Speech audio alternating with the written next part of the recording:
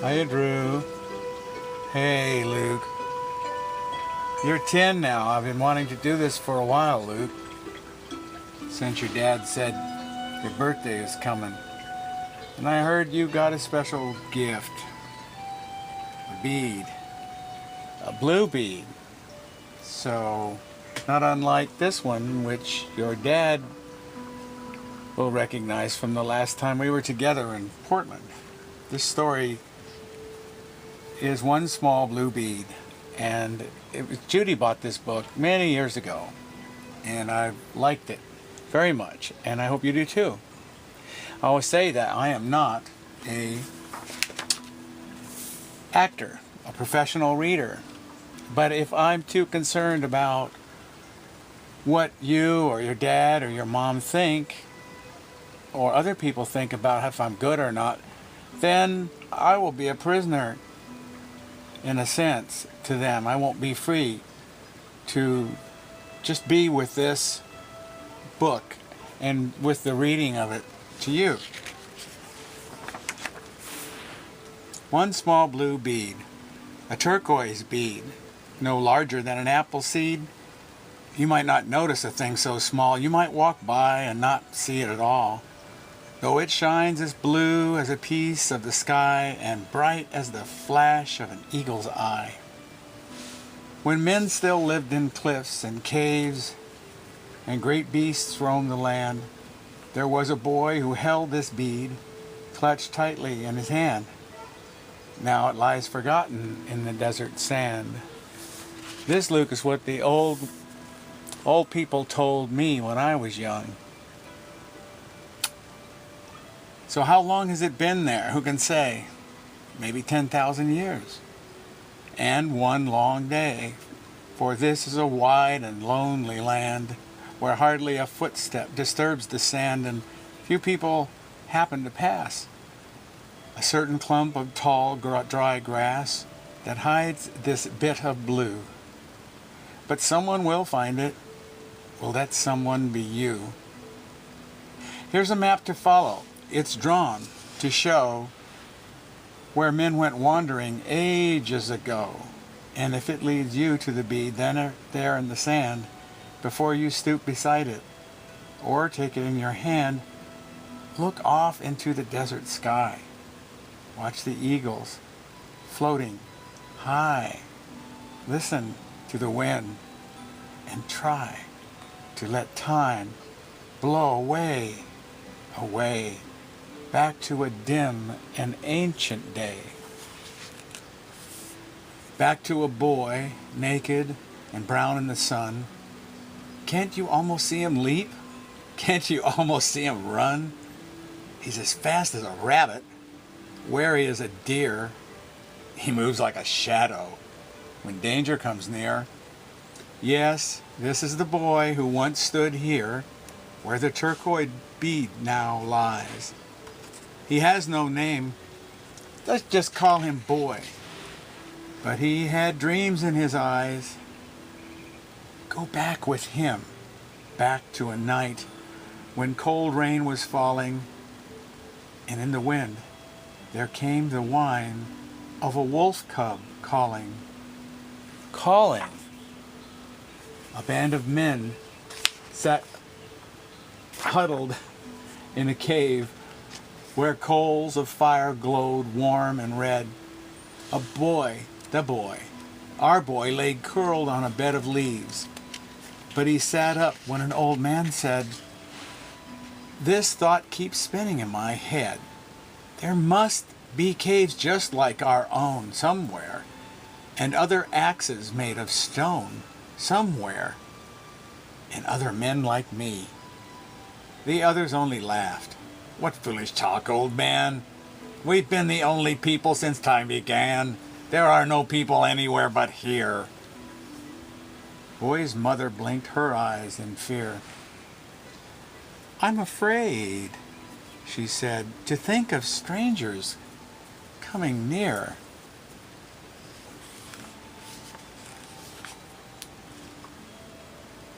But Boy was filled with wonder.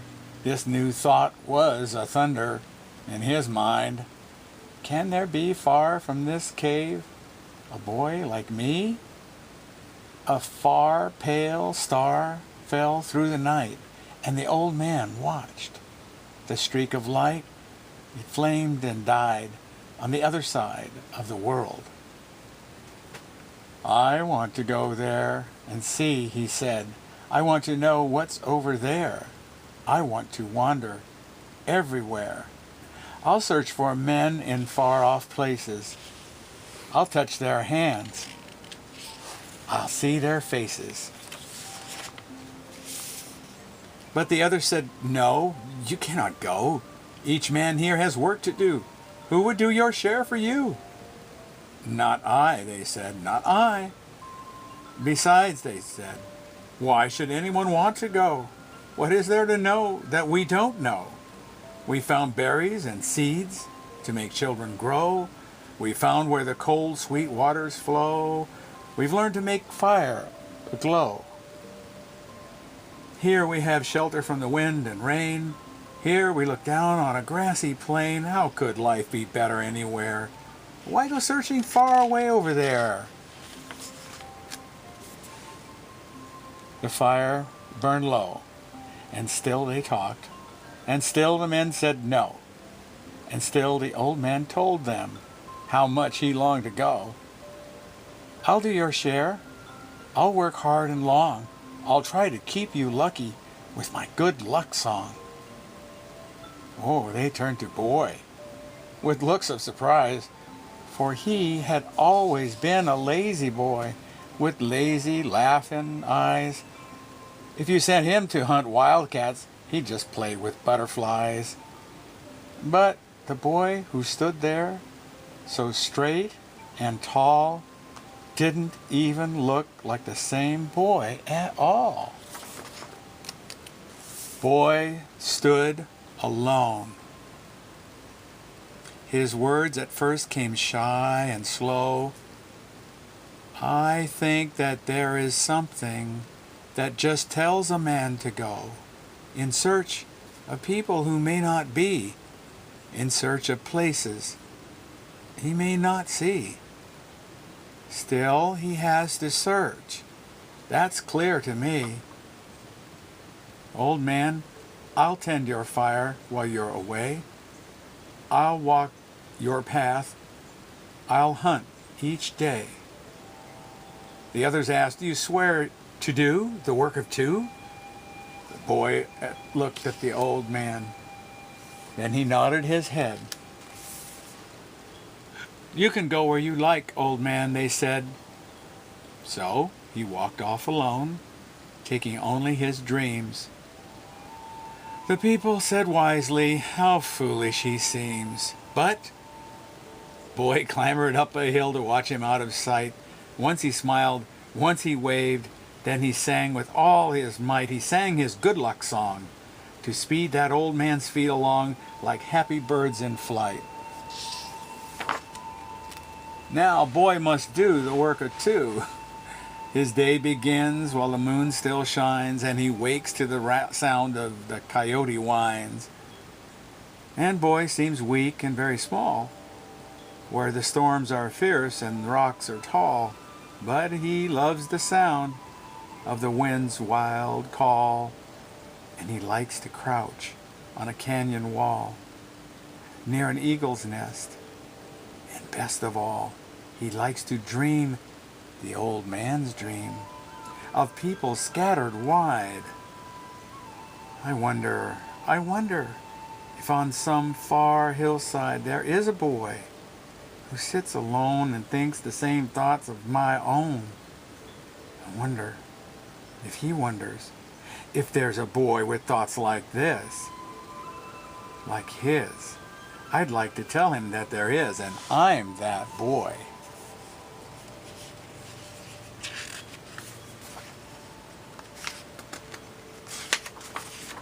Whoa. That was a good dream, his favorite dream too. But people kept saying, it couldn't be true. You can search till the mountains disappear.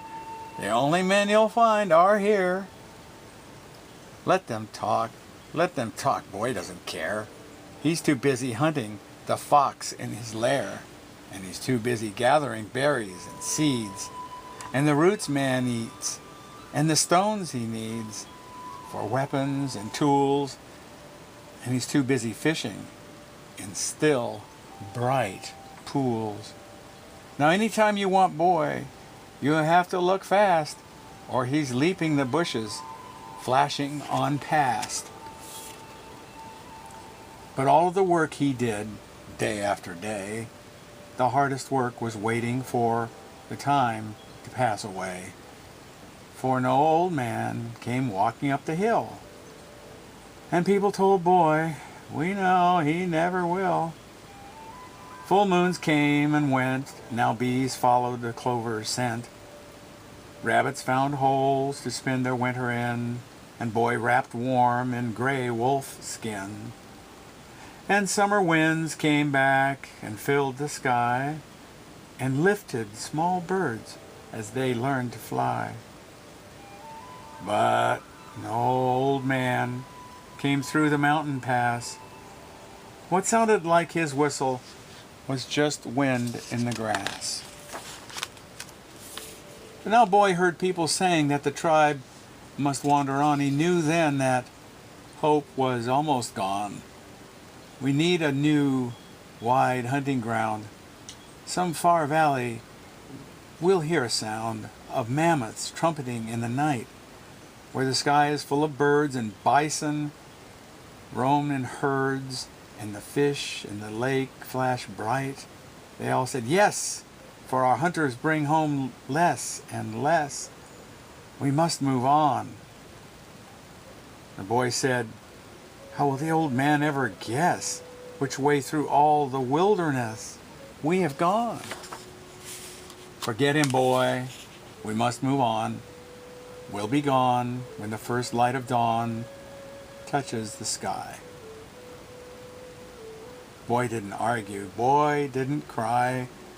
But just one last time he thought he would climb his favorite hill and see what clouds were drifting by and sit there quiet and still, just this one last time.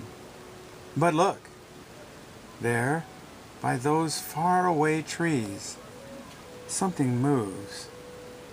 Is it only shadows boy sees? He shades his eyes. It moves again. You'd almost think it was 2 men. His heart beats fast. He squints at the sun. Men! He shouts, men! And he wants to run, to call, to wave, to bring them up the hill to the cave. But the others cry, danger! Their eyes show fear. There cannot be people except right here. Now they gather up boulders, each man has a spear, and they wait on the mountain where the cliffs are sheer. Will there be others at their side? Shall we fight, or shall we hide? But boy said, no. Whoever they are, we must welcome our brothers, for they have walked far, just as we have walked before, and soon we will walk again. Perhaps they too have wondered if they were the only men. The people stood watching as the figures grew. Boy saw their faces, and one he knew.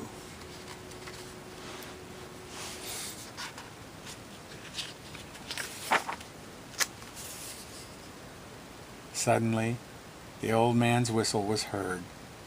To boy it sounded gayer than a singing bird could ever sound. He whirled around and ran in a flurry of dust and joy to the place where the old man stood with a boy. He was skinny and brown, just about boy's size, with just about the same kind of dreams in his eyes. They stared in silence a little while. Boy lowered his eyes, then tried a smile. People gazed at this new boy and even touched his hand. They shook their heads as though it were too much to understand. Boy said, did you ever wonder, if there were other boys like you? Yes, I used to wonder that. Well, I did too. And they gathered there in silence and listened to him tell of wonders like a roaring sea and the sound of one seashell and deserts where no drop of rain ever fell.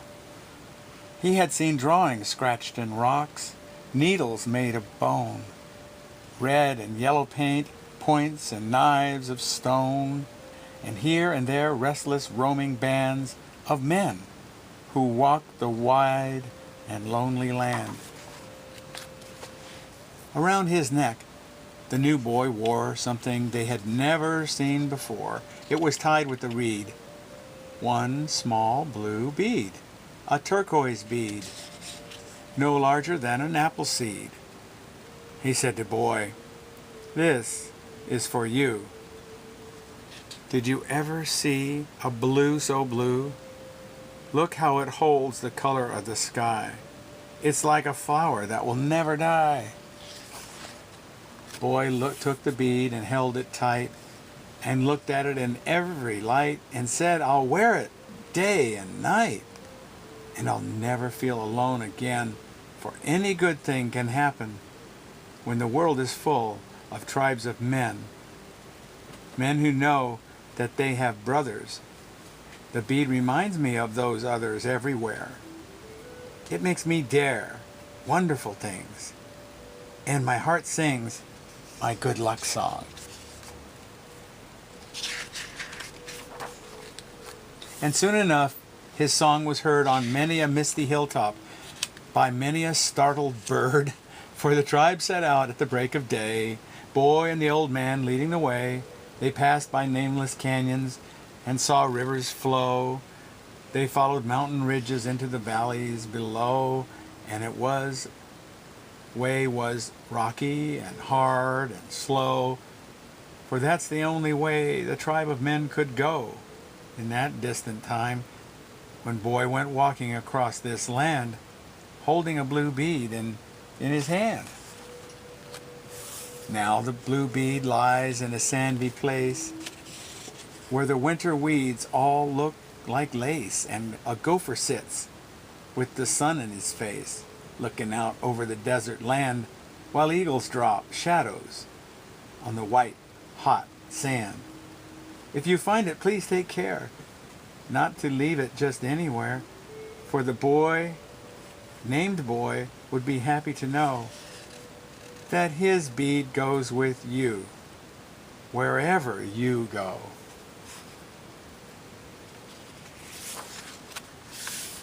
And that's what the old ones told me when I was young.